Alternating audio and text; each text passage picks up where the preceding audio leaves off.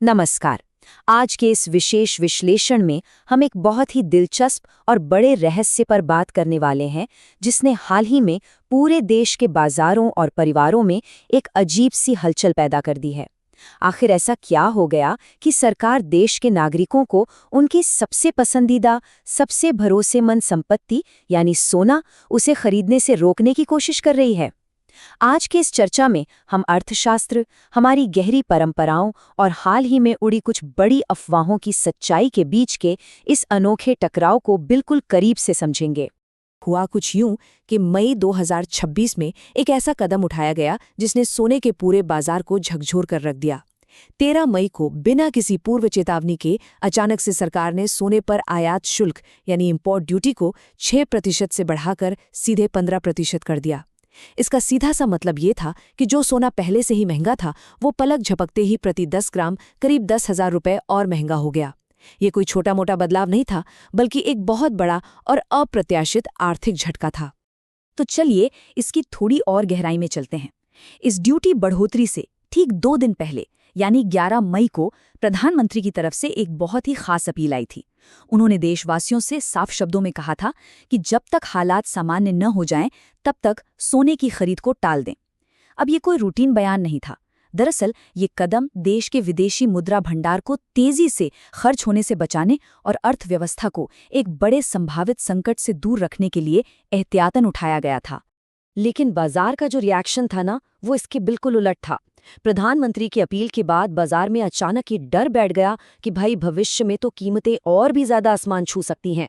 नतीजा क्या हुआ? मुंबई, दिल्ली, चेन्नई और बेंगलुरु जैसे बड़े शहरों में एकदम से घबराहट वाली खरीदारी यानी पैनिक बाइंग शुरू हो गई। जिन परिवारों में शादियां होने वाली थी, वो तुरंत बाजारों की तरफ दौड़े और देखते ही देखते ब्राइडल ज्वेलरी की बिक्री में 15 से 20% का भारी उछाल आ गया और कुल मिलाकर बड़े शहरों में सोने की मांग 20% तक बढ़ गई। खैर, शुरुआती घबराहट का वो दौर अब थोड़ा थमता हुआ नजर आ रहा है।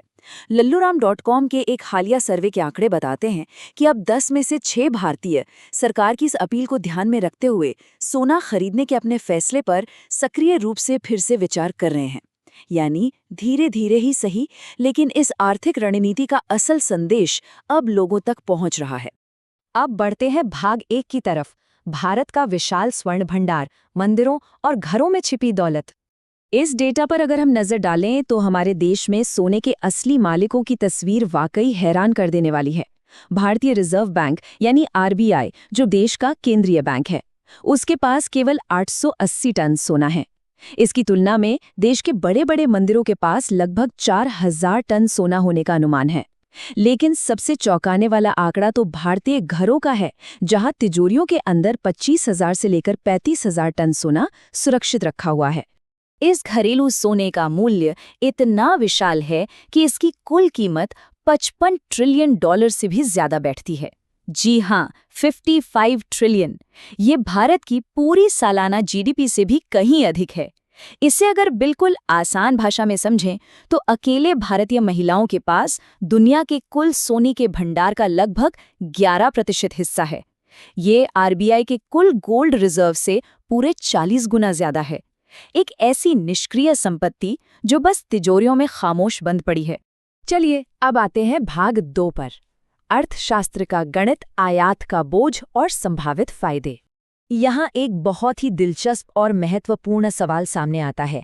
हमारा देश हर साल लगभग 700 से 800 टन सोने की भारी खपत करता है और इस ज़रूरत का 99% सोना आयात किया जाता है, यानी विदेशों से खरीदा जाता है। तो ये सोचने वाली बात है कि आखिर इतना सारा सोना भारत आता कहाँ से है?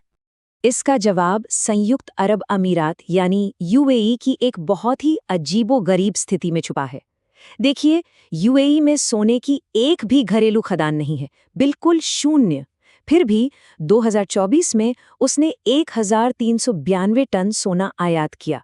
असल में होता यह है कि वो अफ्रीका से कच्चा सोना मंगाता है, उसे अपनी रिफाइनरियों में शुद्ध करता है और फिर भारत को निर्यात कर देता है। एक भी खदान न होने के बावजूद ये दुनिया का दूसरा सबसे बड़ा फिजिकल गोल्ड ट्रेडिंग हब है और भारत का सबसे बड़ा सप्लायर बना हुआ है।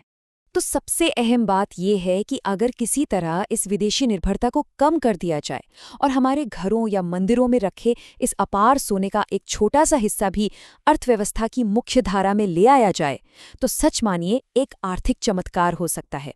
अनुमान ये है कि अगले 4 से 5 सालों में ही देश 300 से 400 बिलियन डॉलर बचा सकता है। हमारा रुपया 3 से 8% तक ज्यादा मजबूत हो सकता है, और तो और राष्ट्रीय स्वर्ण भंडार 8,000 टन को पार करके दुनिया में अमेरिका जैसे देशों के बिल्कुल बराबर पहुंच सकता है। आगे बढ़ते हैं भाग 3 की तरफ, स्वर्ण मुद्रीकरण का इतिहास, 2015 का प्रयोग। इस निष्क्रिय सोने को इस्तेमाल करने की कोशिश पहले भी हो चुकी है। साल 2015 में सरकार ने गोल्ड मोनेटाइजेशन स्कीम लॉन्च की थी। इसका मकसद एकदम साफ था कि लोग अपना रखा हुआ सोना सरकार को दें और उस पर ब्याज कमाएं। 2025 में इसके नियमों में कुछ बदलाव भी किए गए ताकि इसे और आकर्षक बनाया जा सके। लेकिन ज़मीनी हकीकत क्या रही? 2015 से लेकर 2026 तक, यानी पूरे 11 सालों के लंबे वक्त में देश भर से इस स्कीम के तहत केवल 39 टन सोना ही इकट्ठा हो पाया। अब इतनी बड़ी विफलता के पीछे कोई खराब आर्थिक नीति नहीं थी, बल्कि इसके पीछे हमारी बहुत गहरी सांस्कृतिक भावनाएं थीं। भारत में सोना केवल निवेश का कोई टूल नहीं है, ये एक इमोशन है। पुश्तैनी गहनों के साथ पीढ़ियों की यादें और दादी नानी का आशीर्वाद जुड़ा होता है।